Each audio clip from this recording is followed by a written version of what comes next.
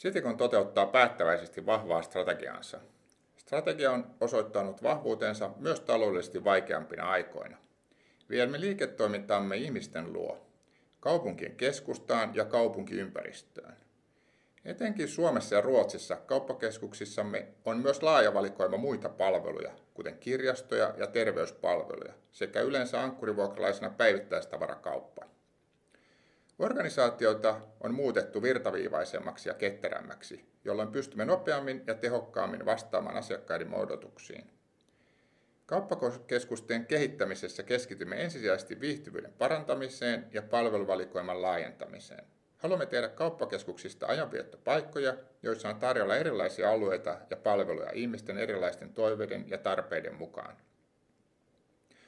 Tavoitteemme on lisätä kauppakeskusten viihtyisyyttä esimerkiksi lisäämällä tarjontaan tunnelmallisia ravintoloita, kodikkaita kahviloita, teatteria ja muita kulttuurielämyksiä, monipuolisia lasten leikki- ja ruokailupaikkoja sekä rauhallisia työskentely- ja lukupaikkoja.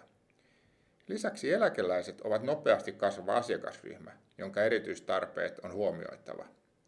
Kauppakeskustemme vetovoimaan ja asiakkaiden viihtyvyyteen ei vaikuta pelkästään valikoima, vaan myös osto- ja palvelukokemukset.